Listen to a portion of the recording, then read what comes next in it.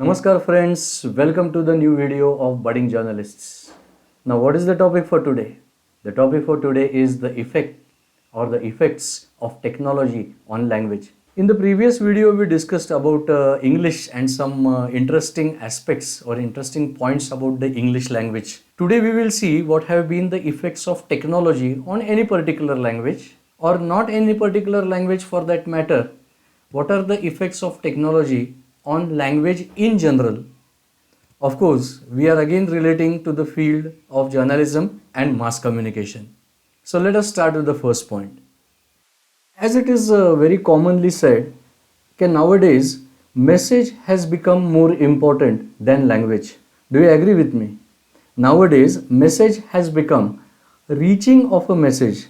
Okay, understanding of a message has become more important than the language or the correctness of the language that is used. Let us take an example. We all are very familiar and day to day we use the medium which is called as WhatsApp. In WhatsApp, there are so many short forms which you are also very much familiar. Let us take an example as ASAP. Now when you say ASAP, everyone for that matter who uses WhatsApp and that also in English, he knows it is as soon as possible. Now just imagine the world or the scenario which was before the advent of this media. If someone would have used ASAP in the day-to-day language, say English again for that matter, so especially from the teachers or from the lecturers or the professors, he would have got a very severe or a very strong or harsh scolding. What is this ASAP? But today, even the faculties might be using, or rather, they are using these short forms. Why? Because everyone is, or most of the people are now under the impression that more than writing as soon as possible, which is the correct, you can say, language to be used, why not say ASAP? क्योंकि message का पहुंचना ज़्यादा ज़रूरी है. Okay, मराठीमध्ये त्याला आपण भापो पण म्हणतो. भावना पोचल्या का? भावना पोचल्या. अचूक भाषा याचं काय एवढं महत्त्व राहिलं? भावना तर पोचल्या. Technology, because of the advent of technology and the use of technology, things have become so simplified, or we have made the things so simplified. That includes the language also, in which we have gone for abbreviations or short forms which don't have any literary standing. This was the first point. The second point is about the combination of languages that are used in technology. From one point of view, this combination of languages is essential, because when you say technology, for that matter, it may be any technology. In technology, there are the own terms and terminologies, and of course, our country is concerned. So most of these terminologies in different technologies are in English. But if I want to explain these terms and terminologies in a better way, so what I have to do is I have to take the help of some other language which my students, or for that matter you can say the audience, can better understand. So what I do is I start teaching those particular technological words or terms in different languages, and this mixes the two languages or two or three more languages. Now this was the positive aspect. But what happens as a result of this? Especially it happens in verbal communication. In verbal communication, as I used in the first point, I spoke in English, then I spoke in Hindi, and also I spoke in Marathi. So this was the combination of languages. Now here I used it for better understanding. But if you see in day-to-day life, we are mixing all these languages for just no reason and saying it's so cool, it's okay. But when you come to the formal language, we are holding on to English, the only reason being that we are conducting these videos in English. When we conduct the videos in Marathi, we will be focusing on language aspect, technology aspect from the Marathi language point of view. So coming back to my point, we cannot be so casual about languages. Verbal, it's up to some extent okay, but again when it comes to the formal communication, you just cannot mix up the languages. Imagine you are writing your CV. Imagine you are giving an interview. Imagine you are writing a news or a feature. You just cannot mix up languages, right? So the best way is to use one language at a time. Maybe it's not of a very high standard, but it should be grammatically correct. So the next point, that is point number 3. The next point is about how technology has helped in linguistics. The best example is that of translation and that of spell check. Whenever you are working on a computer, you have the facility of spell check, and wherever you make the spelling mistakes, what does the computer do? It itself gives you the marking of your wrong spellings. When you right click it, you get the options which suggest the right spellings, the correct spellings, and you have to select the option.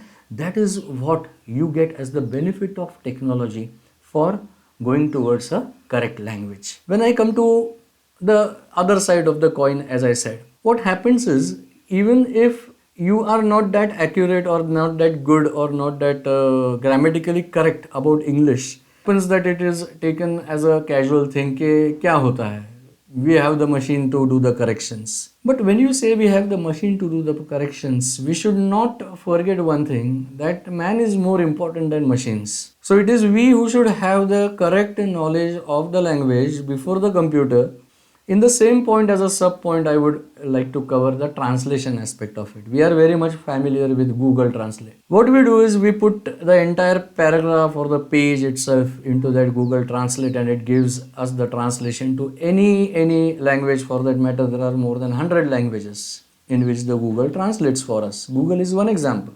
Those who are not at all good at languages, very technical sort of persons, not comfortable with linguistics, very good for them, because Google is doing the translation for them. But as a journalist or as a media or a mass communication professional, when you come to translation, you observe the translation done by Google. There is no need for me to tell you, okay, how much is there a change in the context, how much is there a change in the meaning, how much is there a change in the message which the English language, for example, had to convey, and the other language which is translated by Google is conveying, right?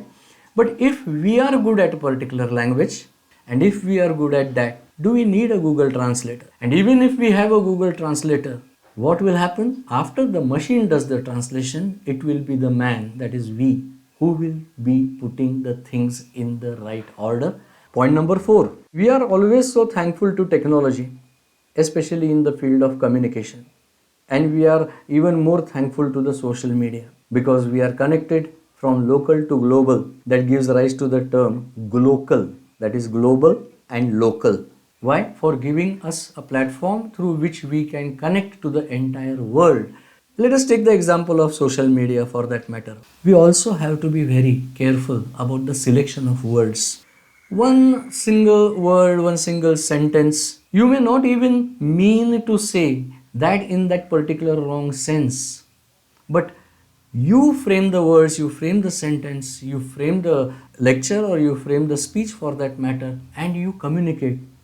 What happens is, one wrong word or one wrong sentence, okay, more than the meaning, what does it lead to? It leads to a chaos, it leads to misunderstanding, it leads to severe reactions from those who may more than knowingly, unknowingly get hurt because of the wrong choice of words and sentences that we have made. But in the field of social media, we are held totally responsible. This is the impact what technology brought good for us. And similarly, the other side of the coin, good along with good, what bonds, right? What binding has technology put on us as far as communication and language is concerned. One more as a sub point I would like to refer. Once you post a particular thing on the social media, no doubt there are platforms which give you a chance to delete. But say in some cases, a particular time gap, a particular time span is over after you have posted something. Now technology gave you a platform to post something for the entire world you want to connect with. But if you post something which, as I said before, means something else or goes in the wrong context, time you realize it, what has already happened. before even you delete it, in a few minutes it has or it might have reached thousands and thousands of people. And before you delete it, if it has made the wrong meaning in the society, your content has been wrongly interpreted in the society, you can just imagine the consequences.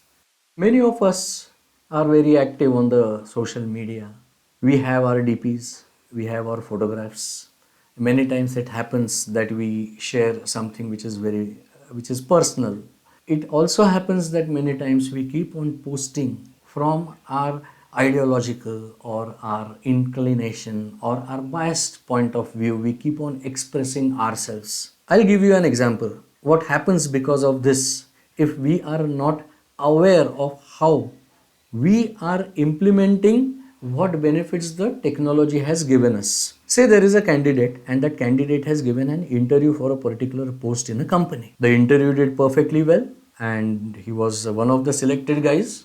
Before giving the last call to that particular candidate, concerned person gives look for that personality on the social media, and they find something which is slightly objectionable, which is slightly inclined, which is slightly biased, which is slightly inclined towards a particular thought process or an ideology. What do organizations, institutes and companies? They prefer a balanced individual. I know it is very difficult because to be unbiased, or what you call as to be objective in nature, in thoughts, I know that is highly impractical.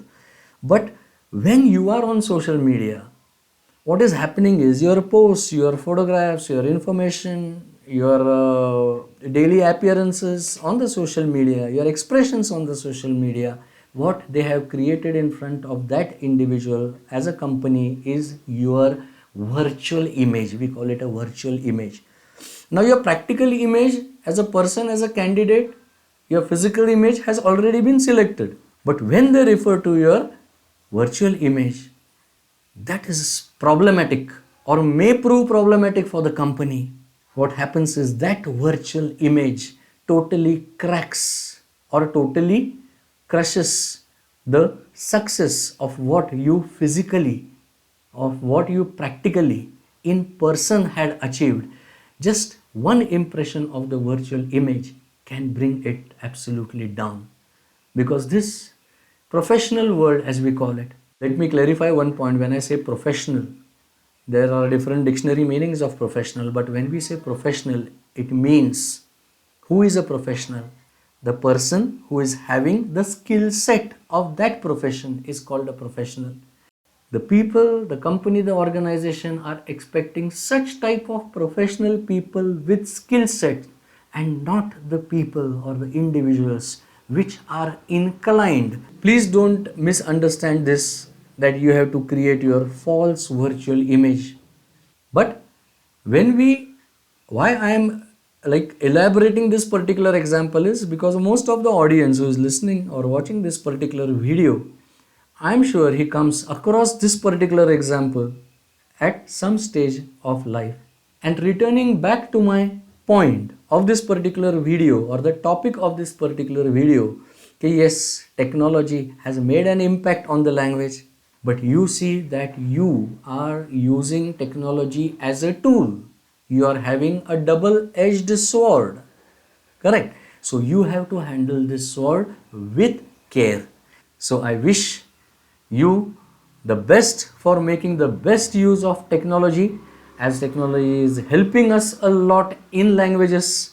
I hope this video was interesting. See you soon in our next video to be coming soon. Take care till then. Thank you.